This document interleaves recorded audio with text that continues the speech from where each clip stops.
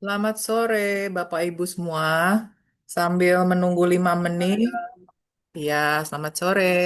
Sambil menunggu 5 menit, beberapa Bapak Ibu yang lain hadir. Saya mau mengucapkan terima kasih dulu nih untuk Bapak Ibu yang sudah hadir ya.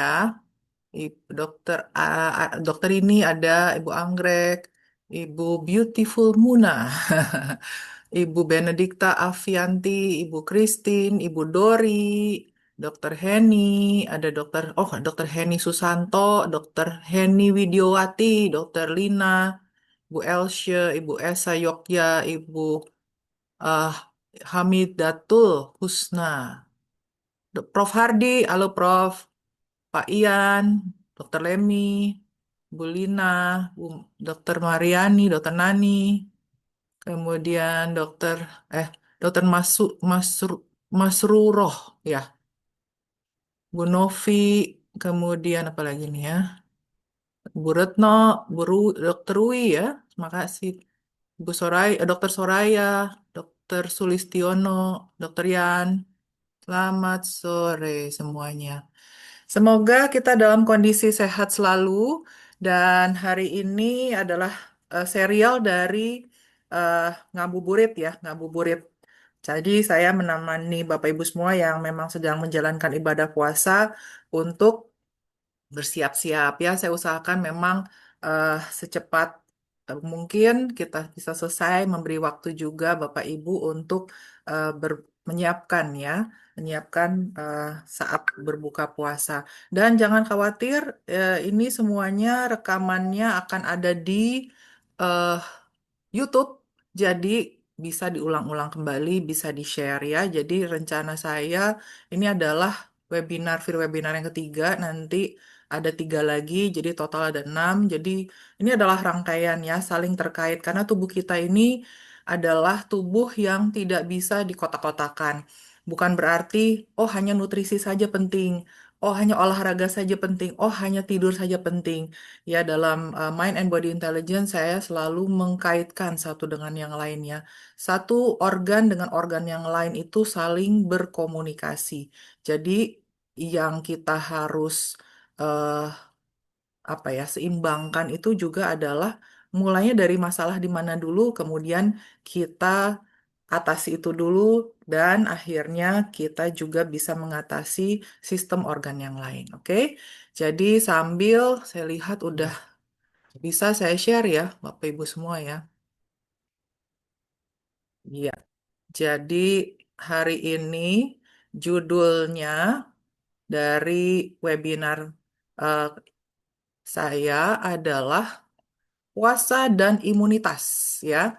Apa hubungannya puasa dan imunitas? Cara mendukung mikrobiom agar tidak mudah sakit ya bagi Bapak Ibu yang apalagi Bapak Ibu dokter yang sudah lama ya di FMI ya pasti sudah tahu ya tentang mikrobiom apa ya. Tetapi bagi Bapak Ibu yang masih baru ya, saya jelaskan sedikit bahwa tubuh kita itu terdiri dari em, bakteri, virus, juga jamur yang baik dan juga tidak baik ya. Jadi kalau yang baik artinya dia mendukung untuk kesehatan tubuh kita, tapi kalau tidak baik gitu ya, dia bisa merusak ya. Jadi yang kita harus jaga adalah komunitas yang baik ini lebih banyak daripada yang tidak baik ya. Nah, apakah hanya tergantung dari makanan? Nah, hari ini kita akan bahas bahwa ini ada suatu keseimbangan ya, yang bukan hanya tergantung dari makan saja. Ya, saya segera mulai.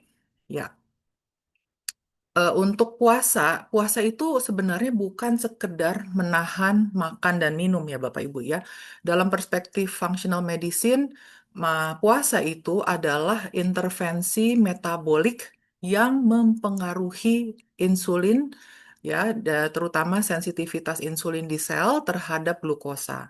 Dan proses inflamasi juga dipengaruhi. Bahkan regenerasi sel kita juga dipengaruhi ya. Jadi dengan puasa ini sebenarnya saya selalu katakan bahwa puasa itu sebenarnya dilakukan ya semua agama ya seperti itu karena memang selain menjalankan ibadah gitu ya, eh, banyak benefit atau kebaikan-kebaikan dari puasa dan Itu bukan saat ini saja, sudah dari zaman dahulu ya. Jadi sampai saat ini kita menjalankan. Jadi sebenarnya kalau Bapak Ibu nanti mau menjalankan puasa lagi, em, yang terkenal namanya ya intermittent fasting, itu sangat dianjurkan gitu ya. Jadi jangan di bulan puasa saja. Ya, ini puasa ini sebenarnya menjadi momentum riset biologis di dalam tubuh kita. Namun riset ini tidak bisa secara otomatis. Berarti eh, imunitasnya menjadi langsung kuat gitu ya. Di dalam usus kita hidup triliunan mikroorganisme yang membentuk microbiome di dalam usus kita. eh, Mereka itu berperan besar dalam melatih sistem imun, menjaga integritas dinding usus, serta memproduksi metabolik-metabolik antiinflamasi atau anti radang, seperti yang kita sebut namanya short chain fatty acid atau SCFA, atau bahasa lainnya adalah postbiotik. Jadi dari probiotik ya, eh, eh, kemudian kita berikan makanan untuk microbiome-nya itu prebiotik, maka mereka bisa yang tumbuh itu adalah microbiome yang sehat, bisa menghasilkan postbiotik yang namanya short chain fatty acid ya. Jika microbiome itu terganggu karena pola buka yang terlalu tinggi gula, kemudian kurang serat atau tidur yang buruk, maka efek baik dari puasa itu bisa tereduksi atau berkurang. Dari sudut lifestyle medicine, kualitas makan saat sahur dan berbuka, kemudian juga ritme tidur, manajemen stres, dan aktivitas fisik yang ringan itu menentukan apakah puasa itu menjadi sarana perbaikan atau justru stres tambahan bagi tubuh kita. Secara hormonal, puasa itu mempengaruhi insulin, kortisol, leptin, grelin, bahkan melatonin, yaitu hormon-hormon yang ada di dalam tubuh kita. Bila ritmenya selaras, energi menjadi stabil, nafsu makan terkendali, dan daya tahan tubuh kita meningkat. Namun, bila stresnya meningkat dan tidurnya terganggu, kortisol yang tinggi ini dapat melemahkan barrier usus atau dinding usus ya, dan memicu inflamasi di dalam tubuh kita. Jadi, target kita itu bukan menahan lapar semata, tetapi menjaga keseimbangan metabolik, hormonal, dan microbiome agar energinya lebih stabil, pencernaannya lebih nyaman, dan imunitasnya tetap optimal sepanjang bulan puasa ini ya. Nah, di lapangan kita sering melihat pola berulang saat puasa. Banyak orang itu mengeluh kembung, konstipasi, mudah terserang flu, muncul sariawan, atau merasa cepat lelah dan tidak bisa fokus. Nah, dari perspektif functional medicine, kita tidak melihat ini sebagai keluhan yang terpisah.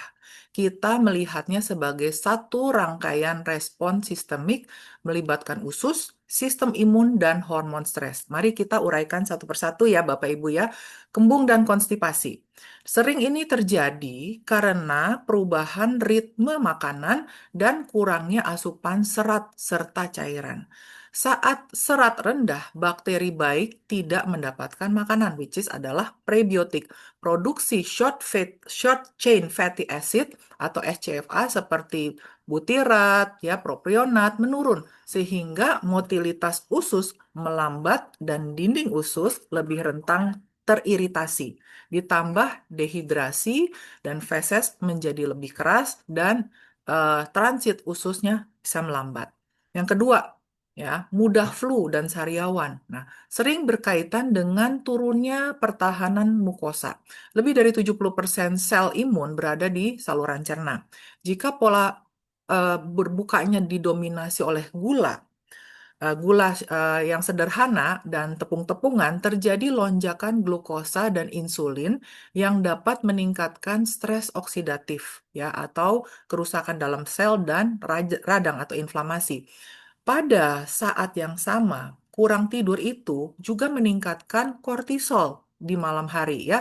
Dan kortisol yang kronis yang tidak teratur dapat menekan fungsi imun adaptif dan melemahkan barrier usus. Jadi akhirnya lama-lama merusak dinding usus juga. Kemudian tanda ketiga, mudah lelah. Nah, ini sering bukan karena kurang kalori, tetapi karena fluktuasi gula darah. Buka puasa tinggi gula menyebabkan lonjakan insulin, lalu penurunan gula darah yang cepat. Nah, ini memicu rasa lemas, mengantuk, dan craving yang berulang. Dalam jangka waktu yang berulang, ritme hormon seperti leptin, grelin, ya, dan itu menjadi tidak seimbang, ya.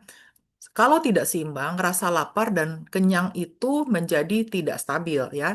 Dari sudut lifestyle medicine, Bapak Ibu semua, tiga faktor yang paling berpengaruh yaitu nomor satu, pola makan saat buka dan sahur, yang kedua, kualitas tidur, dan yang ketiga adalah hidrasi dan manajemen stres, ya. Stres kita tidak pernah boleh lupakan, ya. Jadi tubuh ini bukan hanya saya bilang sini kepala ke bawah, ya. Ini sangat mempengaruhi tubuh kita dan kesehatan kita, ya. Jadi pikiran kita, eh, emosi kita juga sangat mempengaruhi, ya. Jika bukannya terlalu manis dan cepat, tidur terlalu larut, serta cairan tidak seimbang atau tidak tercukupi, maka tubuh tidak berada dalam mode pemulihan, tetapi tetap berada dalam mode stres, ya, mode stres atau simpatis, ya. Jadi kita harus perhatikan bukan hanya pemilihan makan, tetapi kita punya stres apa? Stres itu bukan hanya emosi, ya, tetapi stres yang kita ciptakan lewat aktivitas misal olahraga yang terlalu berat atau tidurnya selalu terlalu malam, itu juga stres untuk tubuh, ya. Sehingga sel-sel kita yang harusnya kita pikirkan, ya, kita pikir harus bisa regenerasi sel itu akan tidak optimal, bisa saya katakan demikian, ya. Jadi ketika kita itu melihat keluhan seperti kembung, mudah flu, atau cepat lelah saat puasa, kita perlu bertanya, apakah mikrobiom dalam kekurangan nutrisi? Yang kedua, apakah gula darah itu berfluktuasi tajam? Atau apakah kortisol tidak kembali turun di malam hari? Ya, kortisolnya tetap tinggi. Karena puasa itu bisa menjadi sarana perbaikan, namun tanpa strategi yang tepat, ia juga bisa menjadi beban tambahan bagi sistem imun dan hormonal kita yang semakin tertekan, ya Bapak Ibu semua. Nah, seringkali kita mengira usus itu hanya berfungsi untuk mencerna makanan. Padahal dalam perspektif functional medicine, usus adalah pusat regulasi imun dan inflamasi. Ya, jadi itu sangat penting. Di dalam saluran pencernaan kita, hidup triliunan mikroorganisme yang kita sebut microbiome. Nah, mereka itu bukan sekedar penumpang. Mereka itu adalah mitra biologis tubuh kita yang aktif melatih dan mengatur sistem imun kita setiap hari. Ada tiga fungsi utama yang perlu kita pahami, Bapak Ibu. Yang pertama, fungsi pertahanan atau barrier. Dinding usus dilapisi sel epitel, mukus, dan juga imunoglobulin seperti imunoglobulin A. Microbiome itu yang seimbang membantu menjaga kerapatan tight junction. Jadi kerapatan dari sel-sel usus, ya, sehingga tidak leaky gut, tidak renggang gitu, ya. Sehingga zat asing atau toksin dan patogen itu tidak mudah masuk atau kita tidak mudah bocor masuk ke dalam sirkulasi atau itu adalah leaky gut, ya. Jika barrier itu terganggu, misalnya karena pola makan tinggi gula, kurang serat, stres tinggi yang kronis terus-terusan stres, ya, maka terjadi peningkatan permeabilitas usus. Dalam jangka panjang, ini dapat memicu inflamasi sistemik tingkat rendah. Kedua, edukasi sistem imun. Sebagian besar sel imun tubuh berada di jaringan limfoid usus. Jadi di dalam usus juga adalah pusat imun sistem kita, ya. Jadi salah satu, ya, yang sangat penting. Mikrobiom membantu sistem imun membedakan mana yang aman dan mana yang berbahaya untuk tubuh kita. Ia mengajarkan toleransi terhadap makanan dan mikrobioma yang baik, sekaligus memicu respon terhadap patogen. Jika keseimbangan mikrobiota yang terganggu, ya, yang buruk lebih banyak daripada yang baik, ya, tentunya, maka sistem imun bisa menjadi terlalu reaktif, muncul alergi, sensitivitas makanan, atau inflamasi yang berulang. Yang ketiga, produksi metabolik pelindung. Bakteri baik ini memfermentasi serat menjadi short chain fatty acid seperti butirat, asetat, dan propionat. Butirat itu misalnya berperan sebagai sumber energi utama sel kolon dan memiliki efek antiinflamasi. Ia juga membantu memperkuat barrier usus dan mendukung regulasi imun di dalam tubuh kita. Dalam konteks keseimbangan hormonal, mikrobiom juga mempengaruhi metabolisme estrogen, sensitivitas insulin, serta modulasi kortisol melalui gut-brain axis atau sumbu gut-brain ya. Ya, jadi gut-brain axis dan eh, termasuk juga adrenal ya gitu dalam hal ini. Artinya kesehatan usus itu bukan hanya soal buang air besar semata ya Bapak Ibu ya yang lancar, tetapi juga tentang stabilitas hormon dan stres. Dari perspektif functional dan lifestyle medicine, kualitas makanan, tidur, paparan stres, dan aktivitas fisik menemukan atau menentukan apakah mikrobiom itu berkembang dalam lingkungan yang mendukung atau justru dalam lingkungan yang terganggu. Jadi, ketika kita berbicara tentang imunitas tubuh saat puasa, kita sebenarnya sedang berbicara tentang bagaimana menjaga mikrobiom itu tetap seimbang. Karena di sanalah sistem imun dilatih, diperkuat, dan diatur eh, setiap hari, ya. Jika kita ingin memahami hubungan puasa dan imunitas, kita perlu melihat satu jalur yang besar. Mikrobiom, barrier usus, dan inflamasi. Lapisan usus bukan hanya satu dinding, lapisan usus hanya satu dinding yang sangat tipis ya. Ia terdiri dari epitel yang saling terkait rapat melalui tight junction. Dilapisi oleh mukus di atasnya sebagai pelindung, serta dijaga oleh bakteri baik dan sel imun yang ada di lokal ya. Bayangkan ini sebagai pagar biologis dalam tubuh kita yang berlapis gitu ya. Dalam kondisi yang sehat, mikrobiom itu membantu menjaga ketatnya pagar ini. Mukus yang cukup, sel epitel yang kuat dan rapat, dan respon imun yang terkontrol, yaitu akan menentukan kesehatan kita. Zat gizi yang sementara toksin dan patogen yang ditahan itu akan terkendali. Namun ketika keseimbangan mikrobiom itu terganggu, misalnya karena buka puasa tinggi gula, kurang serat, dehidrasi atau stres kronis, maka produksi metabolit yang untuk pelindung seperti butirat itu menurun. Tight junctionnya menjadi lebih longgar, mukusnya bisa menipis. Dan inilah yang dalam functional medicine sering disebut sebagai peningkatan permeabilitas usus atau hyperpermeability dari usus atau leaky gut. Nah, akhirnya fragmen makanan, endotoksin bakteri, atau molekul inflamasi itu yang tadinya tidak boleh masuk, sekarang mudah masuk ke aliran tubuh kita ya, ke sirkulasi darah kita. Sistem imun itu kemudian merespon kalau ada musuh yang datang. Jika ini terjadi terus-menerus, muncullah inflamasi tingkat rendah yang kronis. Nah, inflamasi low grade ini tidak selalu terasa dramatis ya, tetapi outputnya ternyata yang kita rasakan, tubuhnya terasa mudah lelah meskipun tidurnya cukup. Moodnya menjadi lebih sensitif atau mudah cemas. Kemudian tidur itu menjadi lebih dangkal karena kortisol sulit turun optimal di malam hari.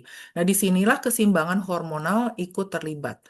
Inflamasi ringan yang persisten itu dapat mengganggu sensitivitas insulin ya, meningkatkan resistensi terhadap leptin dan mengubah ritme kortisol ya. Leptin itu yang hormon yang memberi tanda kita kenyang gitu ya. Kalau insulin adalah kunci yang membuka sel-sel kita supaya glukosa itu bisa masuk dalam darah dalam apa namanya sel kita diubah menjadi energi. Kalau misalnya insulinnya tidak bisa membuka sel-sel kita, akan terjadi insulin resisten akhirnya menjadi prediabetes dan diabetes ya. Kortisol yang tinggi pula itu tidak stabil, melemahkan barrier usus lebih lanjut lagi.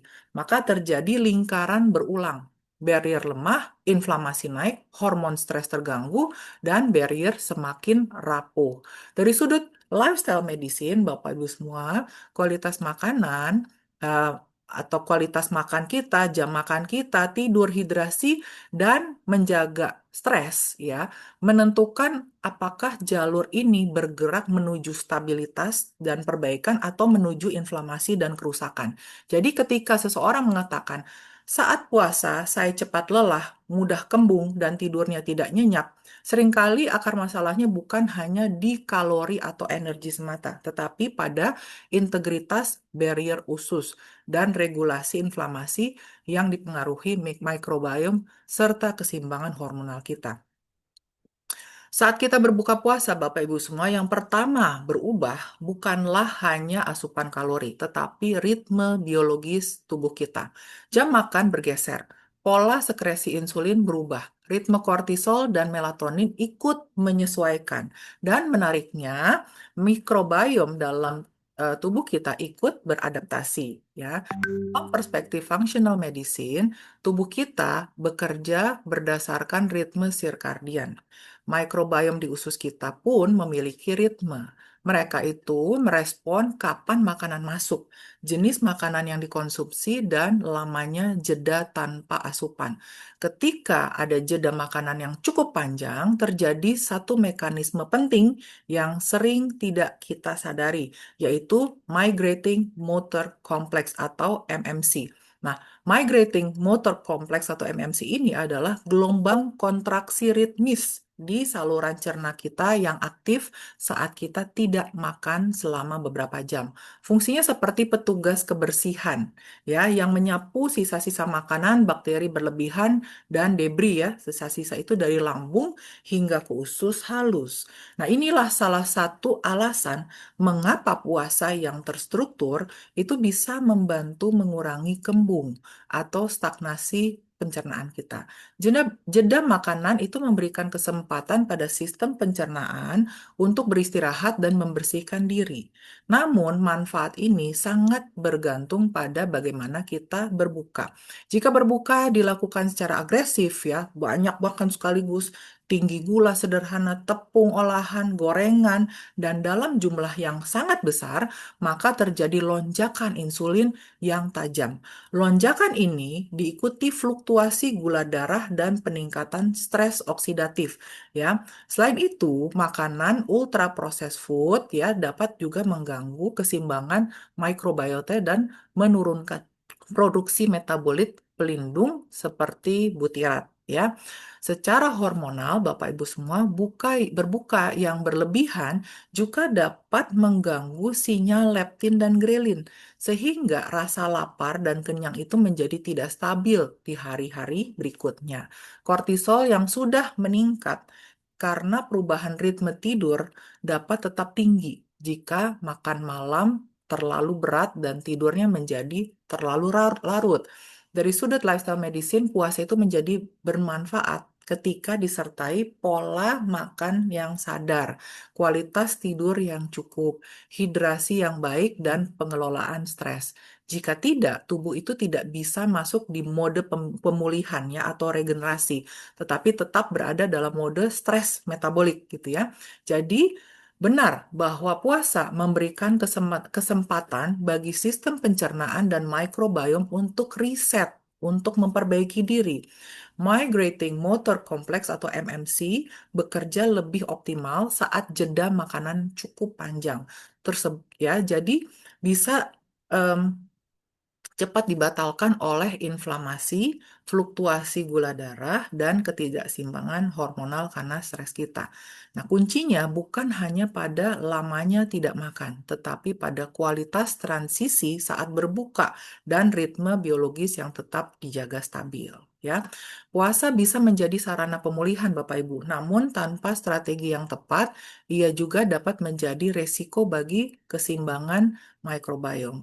Ada 3 pola yang paling sering kita temukan. Pertama, buka puasa tinggi gula dan gorengan. Nah, saat tubuh itu berada dalam kondisi sensitif insulin setelah jeda panjang, lonjakan gula itu yang sederhana itu memicu peningkatan insulin yang sangat cepat. Dan fluktuasi ini tidak hanya mempengaruhi energi, tetapi juga lingkungan usus kita. Gula yang berlebih dan makanan ultra processed food itu dapat mendorong pertumbuhan mikrobiota yang cenderung proinflamasi atau the bad microbiome-nya itu ya. Produksi metabolit pelindung seperti butirat menurun, sementara produk sampingan yang memicu inflamasi meningkat ya. Akibatnya barrier usus lebih rentan dan sistem imun itu lebih mudah teraktivasi secara berlebihan. Dari perspektif functional medicine ini berarti kita memberi bahan bakar bagi jalur inflamasi, bukan jalur untuk pemulihan. Yang kedua, yaitu sahur minim minim protein dan serat ya. Jika sahur itu didominasi karbohidrat yang cepat tanpa protein dan serat yang cukup, maka gula darah naik cepat dan turun cepat. Grelin atau hormon lapar lebih cepat meningkat kembali. Akibatnya muncul craving. Tentunya terutama keinginan makanan manis saat berbuka ya. Serat adalah makanan utama bagi bakteri baik. Tanpa serat, produksi short chain fatty acid menurun. Serat adalah prebiotik, short chain fatty acid adalah postbiotik hasil dari pro dan pre ya Bapak Ibu ya, seperti itu. Nah, motilitas ususnya melambat dan kestabilan imun itu ikut terganggu. Protein yang cukup membantu stabilitas gula darah dan mendukung perbaikan jaringan, termasuk mukosa usus kita. Yang ketiga, kurang tidur. Perubahan jadwal tidur saat puasa ini sering tidak disadari dampaknya. Kurang tidur itu meningkatkan aktivitas sumbu HPA aksis ya, hipotalamus pituitary adrenal aksis ya, yang akhirnya meningkatkan kortisol. Nah, kortisol yang seharusnya turun di malam hari bisa tetap tinggi ya. Jadi saya di webinar sebelumnya sempat kita bahas kalau bisa makannya itu sebelum tarawih ya. Kalau misalnya setelah tarawih itu udah deket jam tidur, akhirnya kita meningkatkan kortisol juga. Kortisol yang kronis dan tidak teratur dapat mengganggu tight junction, kerapatan sel ususnya pada dinding usus, bisa gampang terjadi leaky gut ya, menurunkan imunitas mukosa dan mengubah komposisi mikrobiom. Dalam jangka waktu tertentu, barrier usus ini menjadi lebih permeable, lebih bocor, inflamasi ringan meningkat dan energi turun dan daya tahan tubuh itu menurun. Dari sudut lifestyle medicine, tiga hal ini, kualitas buka, komposisi sahur, dan kualitas tidur adalah penentu apakah puasa itu mendukung atau justru membebani mikrobiom. Jadi risiko puasa bukan hanya pada puasanya sendiri. Risikonya muncul ketika ritme biologis, nutrisi, dan hormon itu tidak selaras. Jika gula tinggi, serat rendah, tidur terganggu, maka jalur yang aktif adalah jalur inflamasi. Namun jika pola makan dan ritmenya dijaga, jalur yang lebih aktif adalah jalur pemulihan dan ketahanan tubuh atau imunitas tubuh kita. Jika kita ingin puasa benar-benar mendukung imunitas tubuh kita, maka ada 4 pilar utama yang bisa kita kendalikan. Ya, dalam pendekatan functional medicine dan lifestyle medicine, kita tidak mencari obat cepat, tetapi memperkuat fondasi biologis dalam tubuh kita. Pilar pertama, serat prebiotik. Serat bukan hanya untuk melancarkan BAB ya Bapak Ibu, ia adalah makanan bagi bakteri baik, yaitu prebiotik ya. Saat serat difermentasi, terbentuklah short chain fatty acid atau postbiotik seperti butirat yang memperkuat barrier usus dan menurunkan inflamasi dan membantu regulasi imun. Jadi kalau misalnya dulu ya waktu kita kecil kan nasihat orang tua ya sampai saat ini juga ya, nak makan sayur ya. Sekarang Bapak Ibu sudah paham ya kenapa kita harus makan sayur. Oke. Tanpa serat, bakteri yang baik itu kekurangan substrat gitu ya. Komposisi mikrobiom itu bisa bergeser ke arah yang kurang menguntungkan. Karena itu saat puasa, asupan sayuran yang beragam, buah yang utuh, dan sumber serat alami menjadi sangat penting. Pilar kedua, makanan fermentasi. Nah, ini adalah opsional dan bertahap ya. Fermentasi seperti yogurt, kefir, tempe, atau kimchi dapat membantu memperkaya keragaman mikrobiota di dalam tubuh kita. Namun, ini bukan kewajiban untuk semua orang. Bagi yang sensitif terhadap histamin atau memiliki histamin intolerance, maka gangguan lambung atau gangguan lambung tertentu itu perlu bertahap dan melihat toleransi.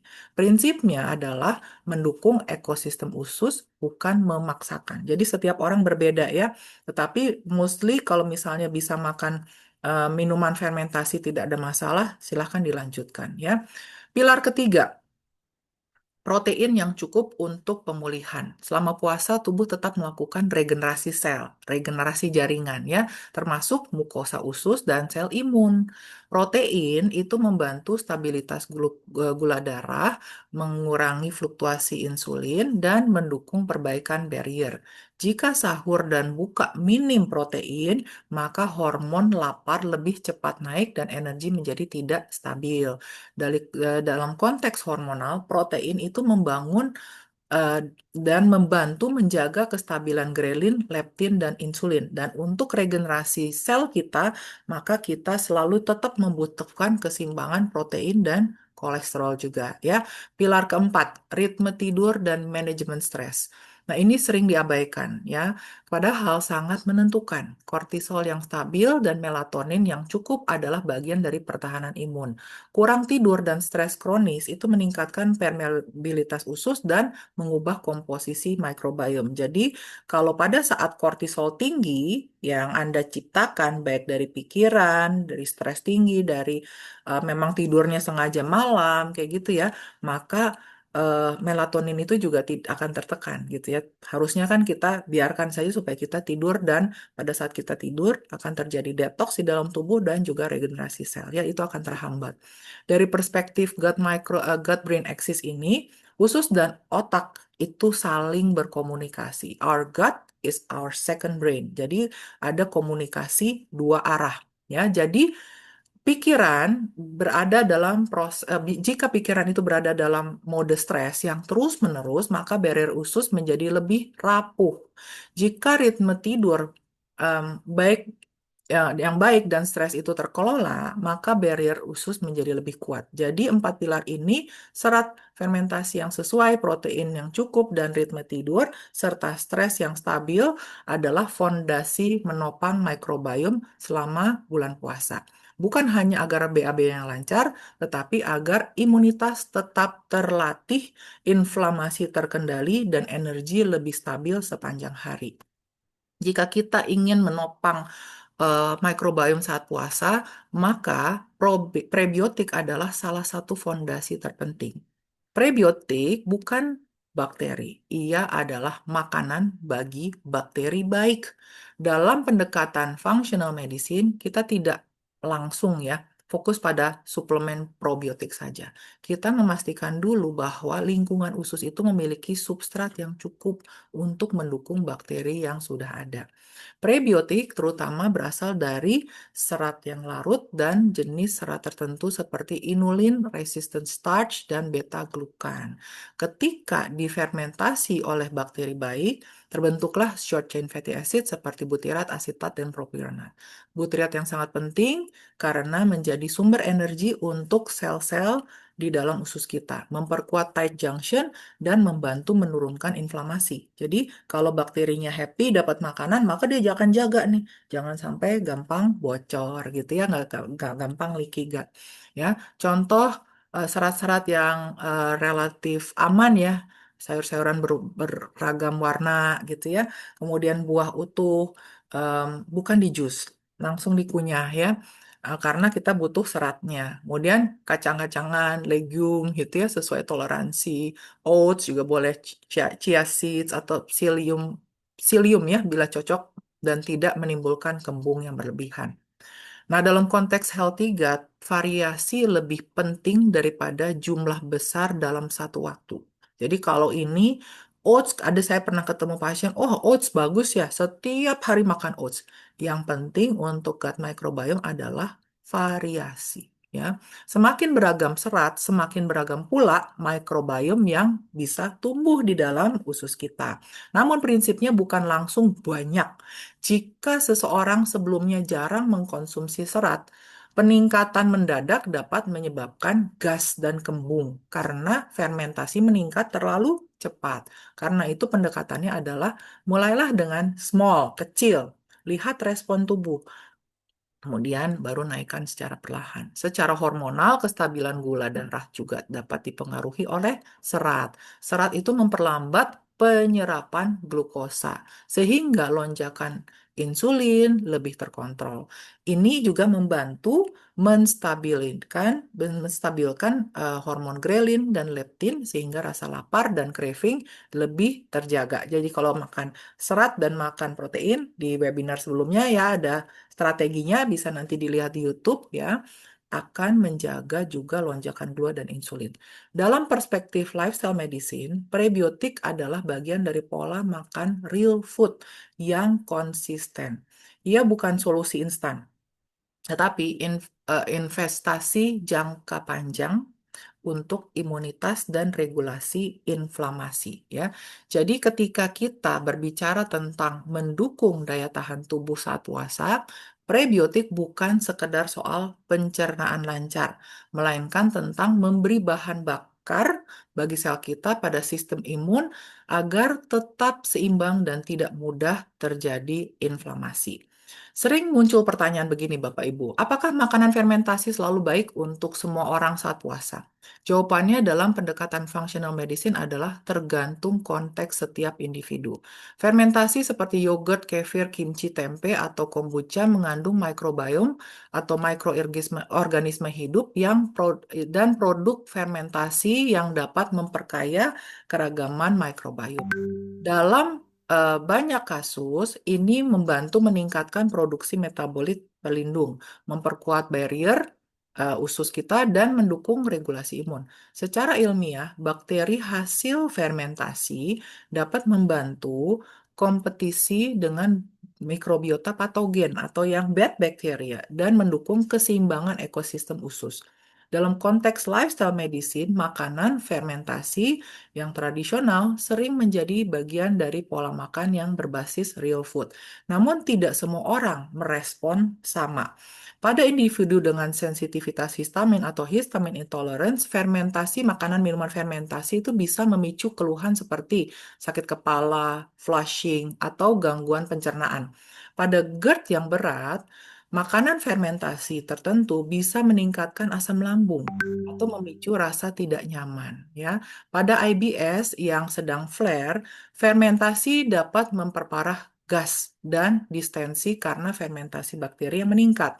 Dalam konteks keseimbangan hormonal, perlu diingat bahwa stres yang kronis dan kortisol yang tinggi dapat meningkatkan sensitivitas usus. Jadi, saat sistem saraf sedang reaktif, sedang mode-nya simpatis, respon terhadap fermentasi juga bisa berbeda. Nah, karena itu prinsipnya sederhana. Makanan fermentasi bukan kewajiban tetapi bisa menjadi alat bantu yang cocok gitu ya.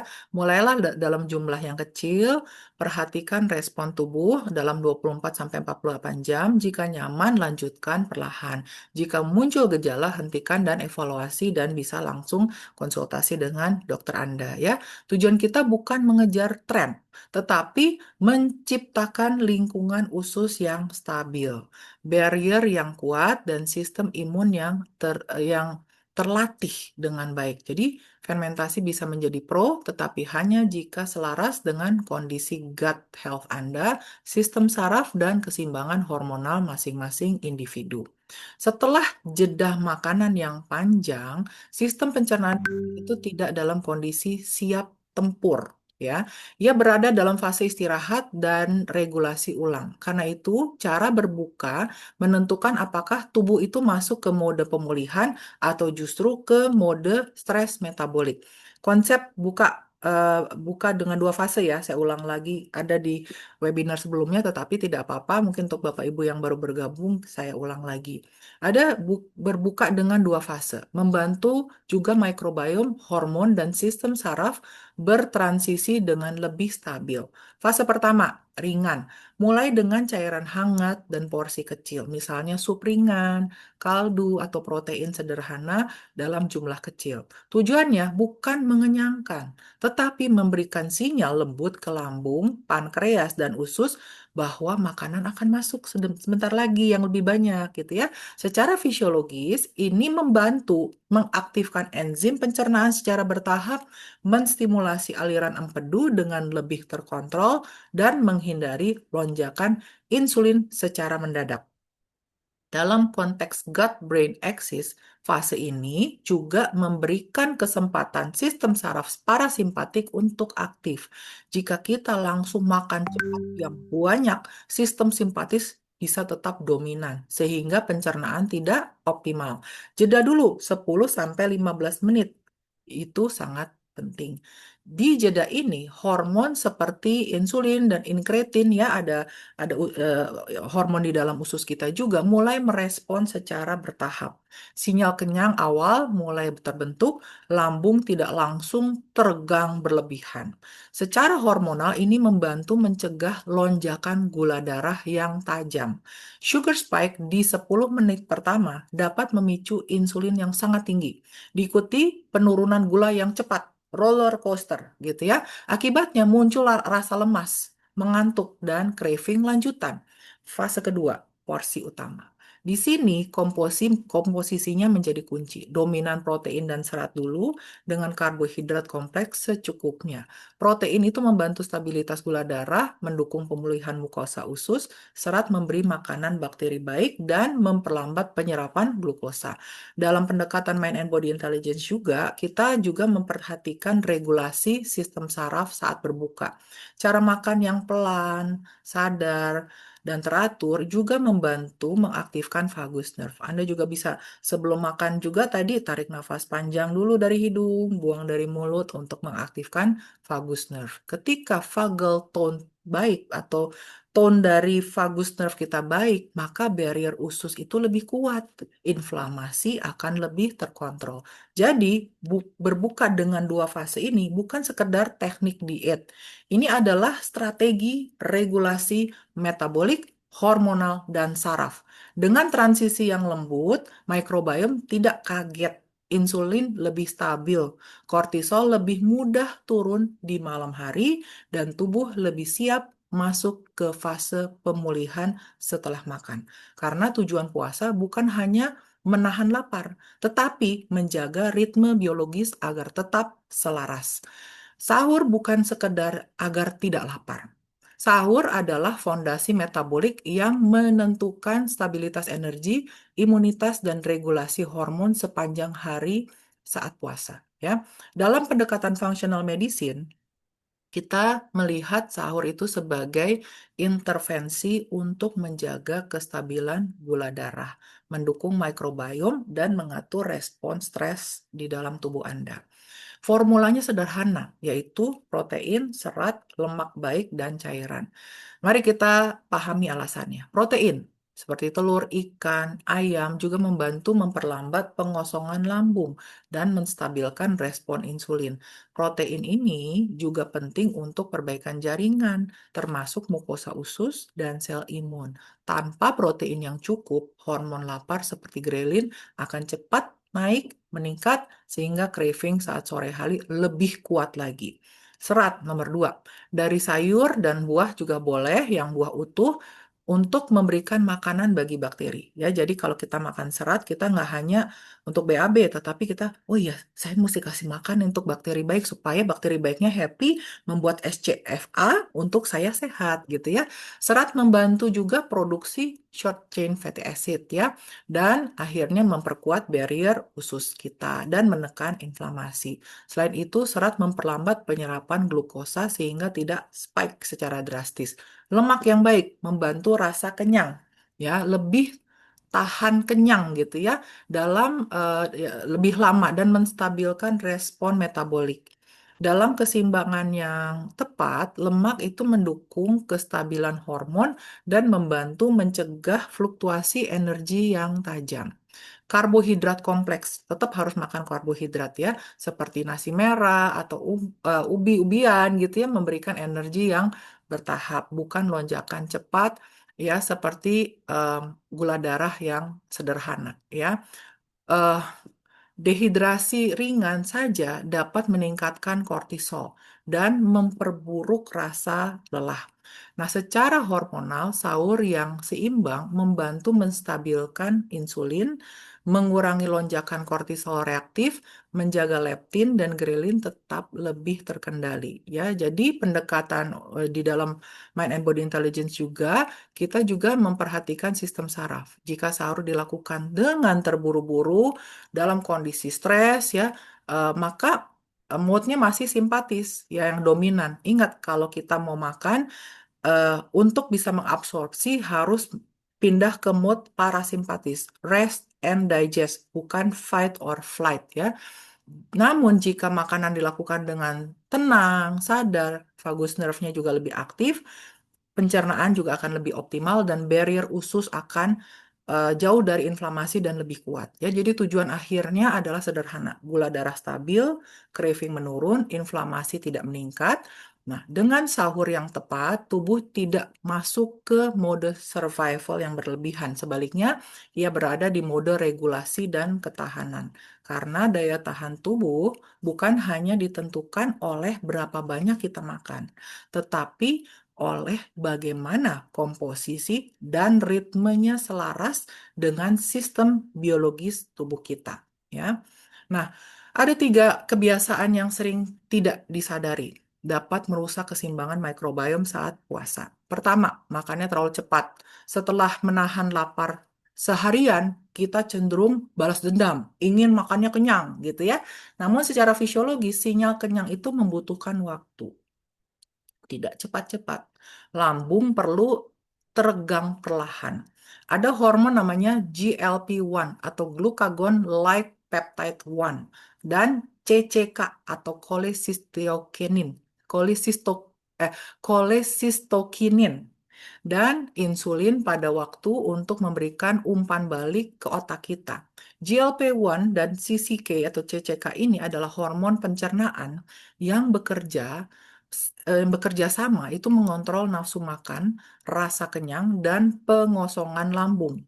GLP-1 juga mengatur glikemi atau gula darah dalam tubuh kita, sedangkan CCK memicu empedu.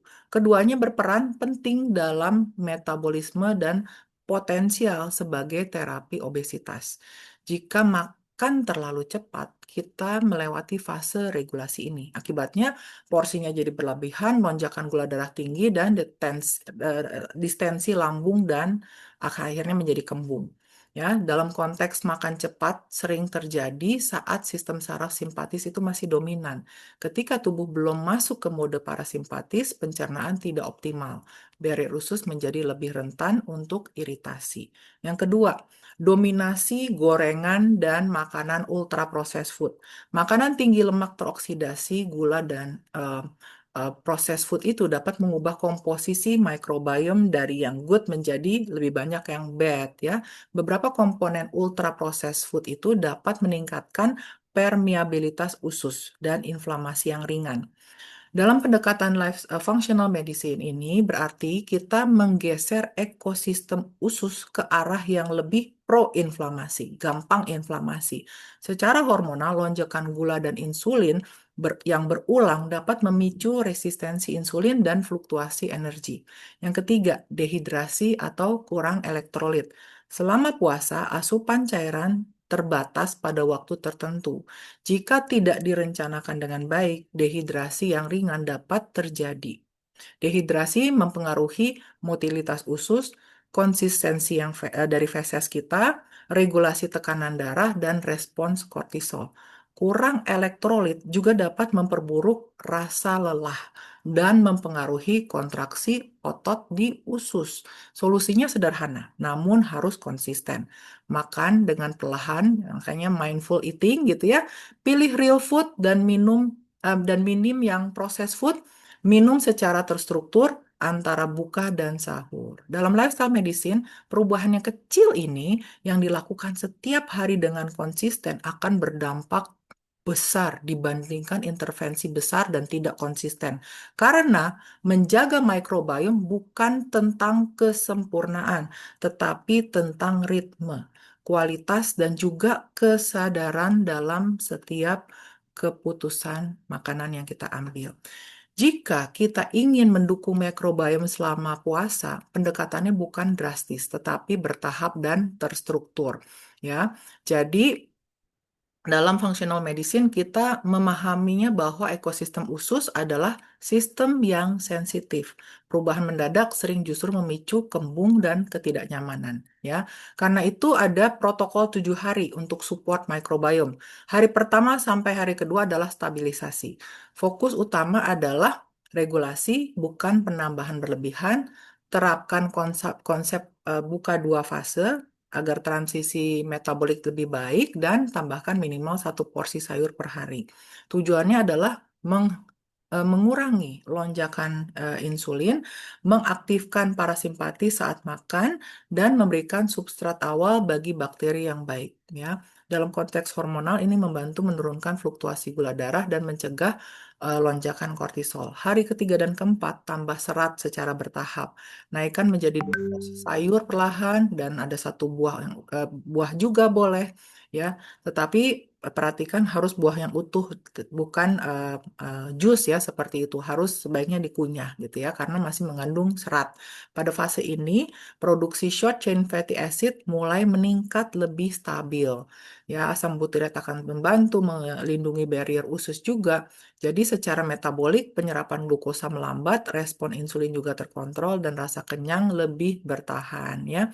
Hari kelima sampai ketujuh tambahkan microbiome boost. Jika tubuh sudah toleran, tambahkan legum dalam porsi kecil atau em, makanan minuman fermentasi ringan sesuai respon setiap individu ya. Dan legum mengandung juga resistant starch dan serat prebiotik yang kuat.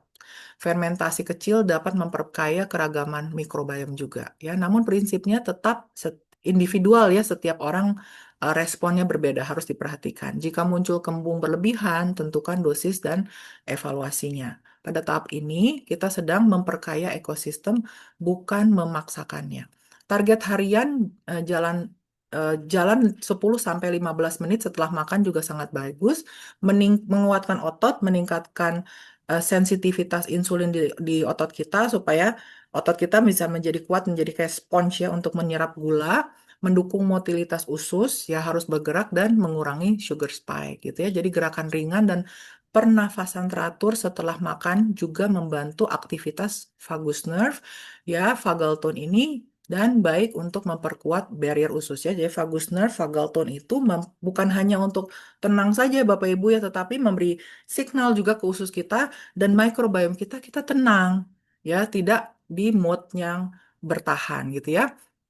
Nah, protokol sederhana ini sangat efektif karena bekerja melalui beberapa jalur sekaligus, menstabilkan gula darah, mendukung produksi metabolik pelindung, mengurangi inflamasi, dan menguatkan regulasi saraf dan hormonal, gitu ya.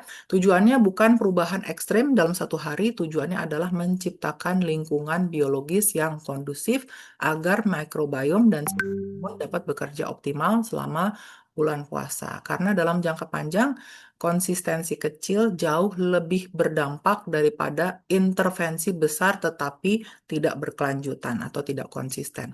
Puasa pada dasarnya aman bagi banyak orang. Namun dalam pendekatan functional medicine, dan lifestyle medicine, kita tetap perlu mengenali red flags-nya. Tanda bahwa tubuh itu membutuhkan evaluasi medis, bukan sekedar penyesuaian pola makan. Red flags-nya apa? Yang pertama, gejala pencernaan yang berat.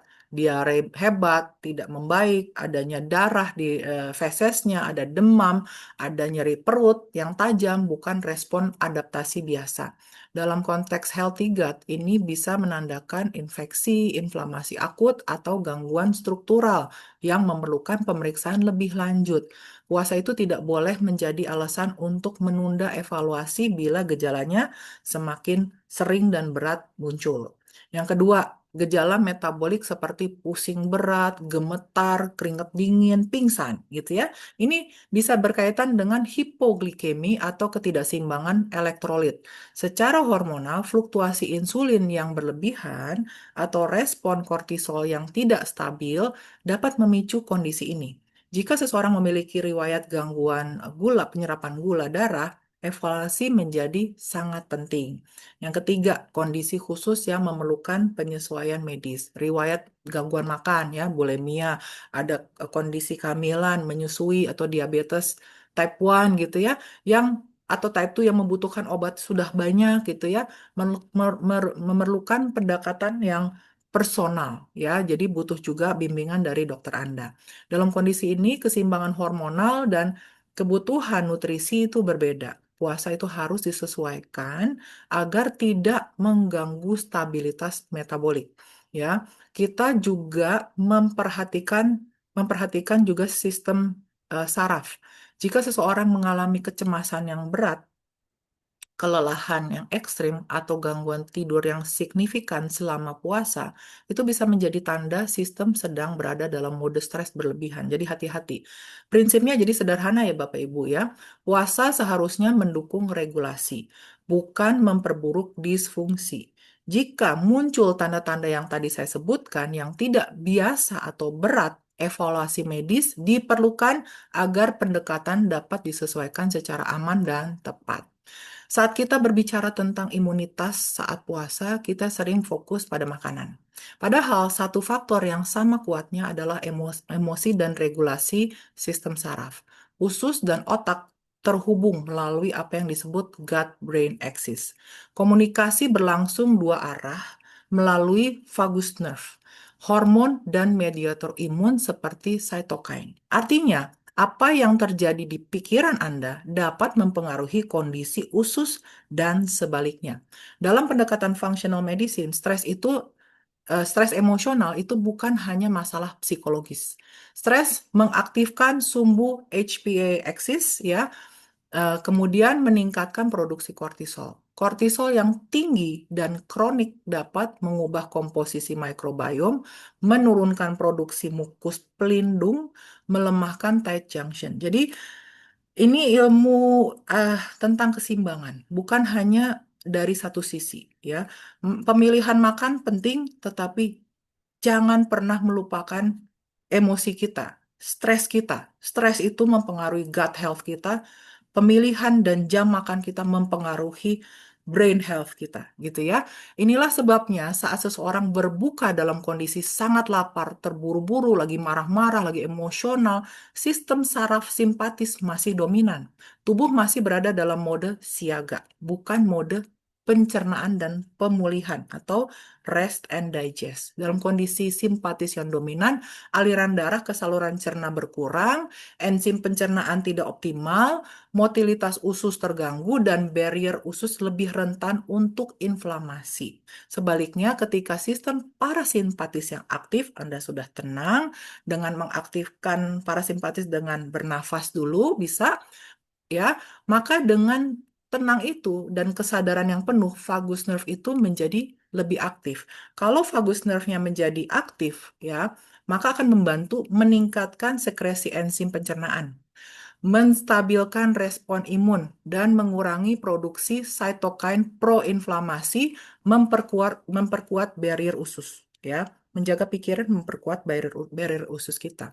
Regulasi saraf adalah fondasi penyembuhan. Kita tidak hanya memperbaiki makanan, tetapi juga memperbaiki cara tubuh merespon stres secara optimal dan secara hormonal. Regulasi saraf ini membantu menurunkan kortisol yang berlebihan dan mendukung ritme melatonin di malam hari. Ketika kortisol stabil, melatonin makin banyak ya keluar pada malam hari gitu ya, maka mikrobiom juga lebih seimbang. Jadi kesehatan mikrobiom saat puasa bukan hanya tentang serat dan fermentasi ya Bapak Ibu, ini juga tentang bagaimana kita hadir secara emosional saat makan. Karena usus tidak hanya mencerna makanan, ia juga merespon keadaan pikiran kita semua. Saat puasa ada tiga hormon kunci yang sangat menentukan apakah tubuh masuk ke mode pemulihan atau justru mood stres gitu ya, yaitu insulin, kortisol, dan melatonin. Insulin kita sudah tahu ya Bapak Ibu ya, bahwa puasa yang secara alami menurunkan kadar insulin dan meningkatkan sensitivitas sel terhadap glukosa ya. Ini adalah efek positif. Namun manfaatnya juga sangat bergantung pada cara kita berbuka.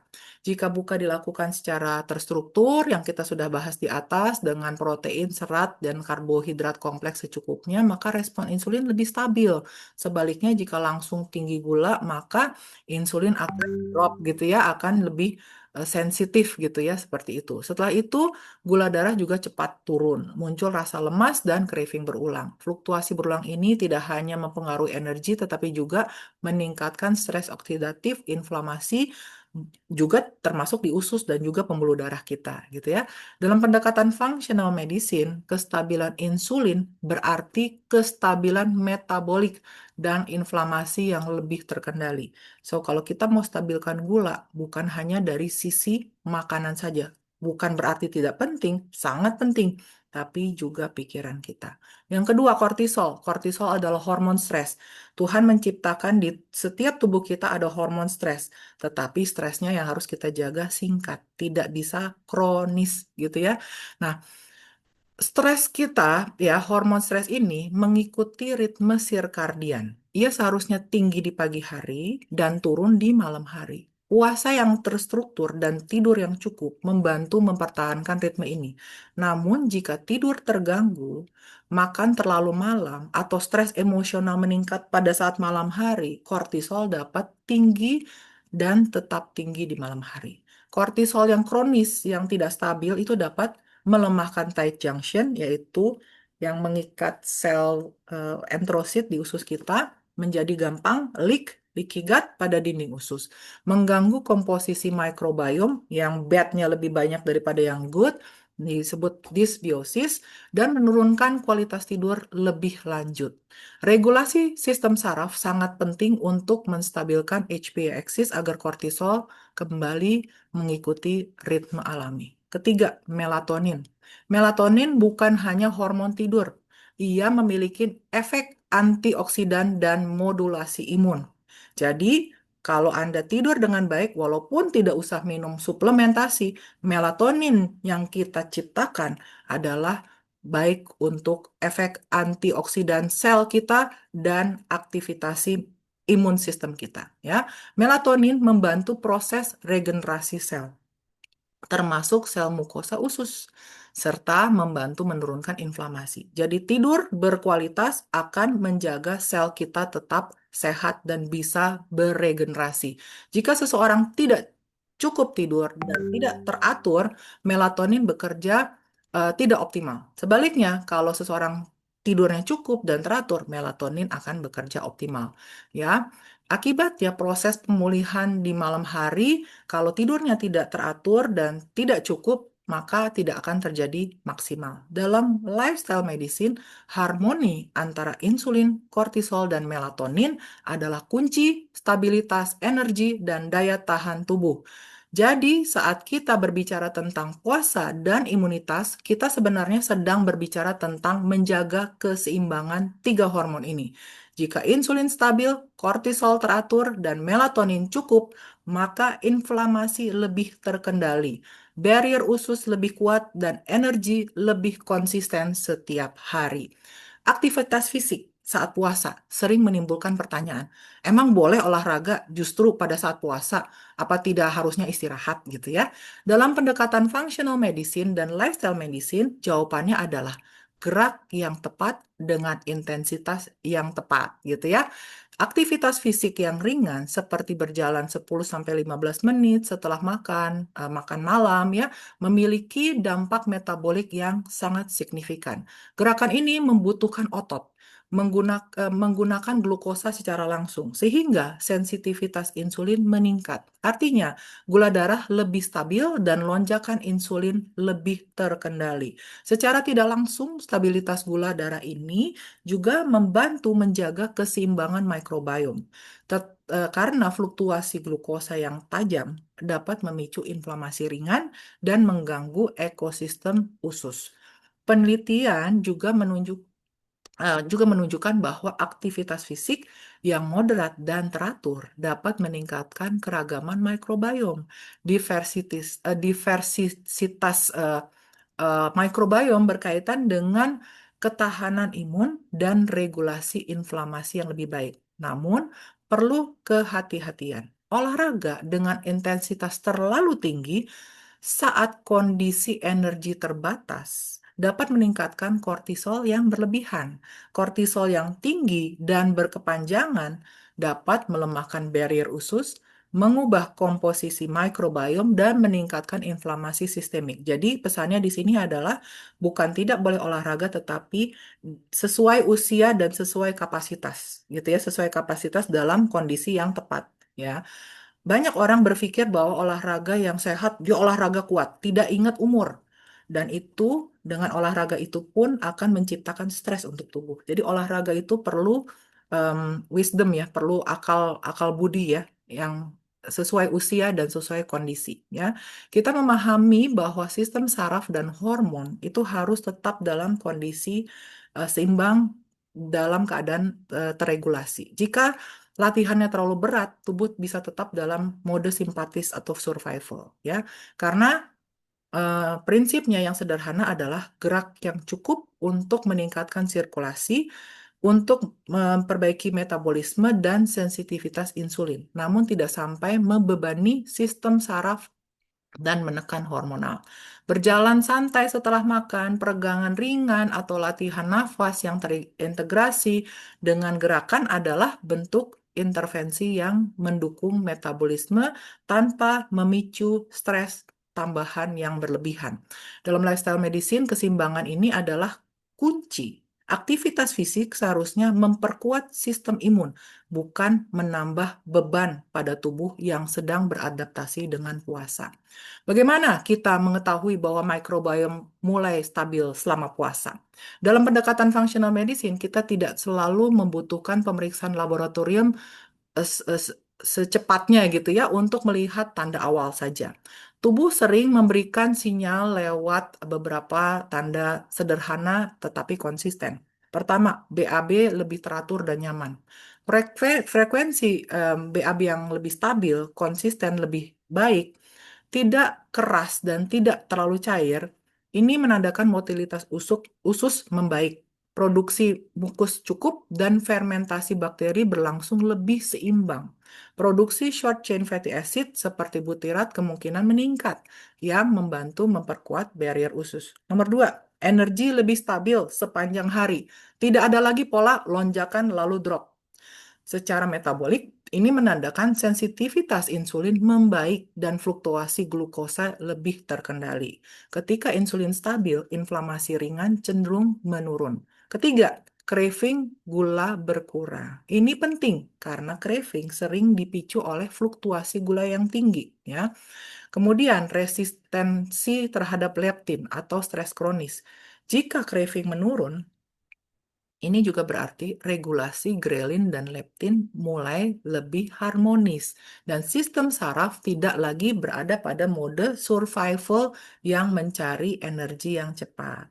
Yang keempat, tidurnya lebih dalam, ya, deep sleep dan lebih pulih tubuhnya. Tidur yang lebih berkualitas ini menunjukkan ritme kortisol dan melatonin lebih seimbang. Melatonin yang cukup mendukung regenerasi mukosa usus dan modulasi imun. Jadi ingat, tidur malam yang berkualitas adalah untuk detoks dan regenerasi sel, termasuk regenerasi sel usus dan meningkatkan imun sistem tubuh kita. Secara biologis, keempat tanda ini saling berkaitan. Inflamasi rendah menyebabkan insulin stabil, menyebabkan kortisol teratur, menyebabkan barrier usus lebih kuat dan stabil dan microbiome lebih seimbang. Ini adalah indikator bahwa sistem saraf mulai lebih terregulasi. Tubuh tidak lagi dominan dalam mode simpatis atau survival mode, ia mulai lebih sering berada dalam mode parasimpatis atau mode pemulihan. Jadi, tanda microbiome membaik bukan hanya soal pencernaan. Ia terlihat pada kestabilan energi, ketenangan emosi, dan kualitas tidur yang meningkat. Ketika ritme biologis mulai selaras, tubuh secara alami bergerak dalam mode bertahan menuju mode pemulihan. Ya, puasa yang dijalankan dengan sadar bukan sekedar ibadah atau metode diet. Dalam pendekatan functional medicine dan lifestyle medicine, puasa adalah terapi ritme biologis. Tubuh kita bekerja berdasarkan ritme. Ritme makan gitu ya, ritme tidur, ritme hormon, ritme sistem saraf. Ketika ritme ini selaras, sistem bekerja harmonis. Ketika ritme terganggu, inflamasi dan kelelahan mudah muncul. Jika pola makan sehat, jika pola makan sahur dan berbuka yang sehat dan terstruktur, microbiome menjadi substrat yang tepat. Keberagaman microbiome ini akan meningkat. Produksi metabolit pelindung untuk barrier usus butirat itu meningkat. Barrier usus menjadi lebih kuat sehingga inflamasi juga menurun dan tidak mudah masuk zat-zat yang atau patogen lain yang harusnya tidak masuk aliran darah atau kita terhindar dari leaky gut gitu ya. Jika tidur yang cukup dan kortisol turun di malam hari, maka melatonin bekerja optimal. Melatonin akan naik kalau kita bisa menurunkan kortisol gitu ya. Melatonin mendukung regenerasi sel dan modulasi imun. Inflamasi yang rendah berarti sistem modulasi imun akan lebih optimal gitu ya. Kemudian bukan overaktif. Jika stres dikelola dan sistem saraf itu lebih sering berada dalam mode parasimpatis atau tenang, maka vagus nerve aktif. Vagal tone yang lebih baik memperkuat komunikasi gut-brain axis dan membantu menjaga integritas barrier usus. Yang pertama, kita melihat tubuh sebagai sistem yang saling terhubung, ya. Metabolisme mempengaruhi hormon, hormon mempengaruhi imun, imun mempengaruhi energi dan emosi kembali mempengaruhi usus. Karena itu, puasa bukan hanya soal menahan makanan, menahan lapar. Ia adalah kesempatan baik untuk menyelaraskan kembali sistem-sistem ini. Ketika microbiome seimbang, barrier usus kuat, inflamasi terkendali, hormon stabil, dan sistem saraf terregulasi. Daya tahan tubuh tidak hanya meningkat sementara, tetapi akan stabil dan berkelanjutan. Dan disitulah puasa berubah dari sekedar kebiasaan tahunan menjadi sarana pemulihan biologis yang mendalam. Oke, saya ada beberapa kuis ya. Jadi Bapak Ibu bisa mencatat aja jawaban atau dalam hati ya. Kita jawab secara jujur ya Bapak Ibu ya. Jawab jujur untuk 7 pertanyaan berikut ini. Kalau untuk setiap jawaban ya itu 1 poin. Oke, saya bacakan ya.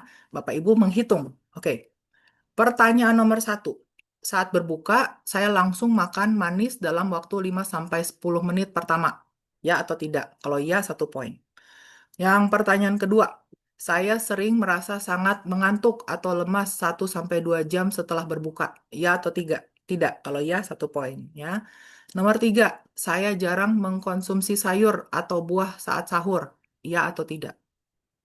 Nomor 4, BAB saya tidak teratur atau sering kembung selama puasa. Ya atau tidak? Kalau ya, poinnya 1. Kalau tidak, 0 ya. Nomor 5, saya tidur kurang dari 5 sampai 6 jam selama bulan puasa. Ya atau tidak? Kemudian nomor 6, saya merasa craving gula meningkat saat sore hari. Ya atau tidak? Kalau ya 1, kalau tidak 0. Kemudian pertanyaan terakhir, saya sering makan terburu-buru saat berbuka. Ya atau tidak? Oke. Oke, kita lihat skor ya. Kalau skor Anda antara 0 sampai dengan 2, artinya ritme relatif stabil. Mikrobiom dan hormon cenderungnya lebih terjaga. Lanjutkan pola seperti ini dengan konsisten ya Bapak Ibu. Selamat yang sudah punya skor antara 0 sampai dengan 2. Kalau skor Anda antara 3 sampai dengan 4, ini perlu perbaikan ritme biologis.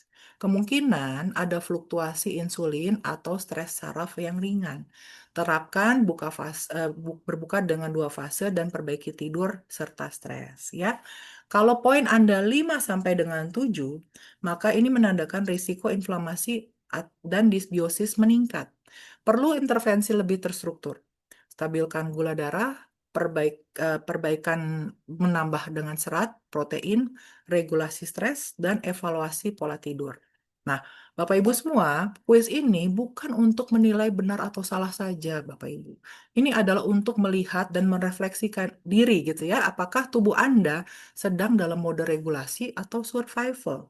Jika skor Anda tinggi, biasanya ada kombinasi antara lonjakan insulin yang berulang tinggi, kortisol tidak turun-turun atau tinggi terus, seratnya atau proteinnya kurang sehingga produksi butiratnya menurun dan barrier usus sedang rentan.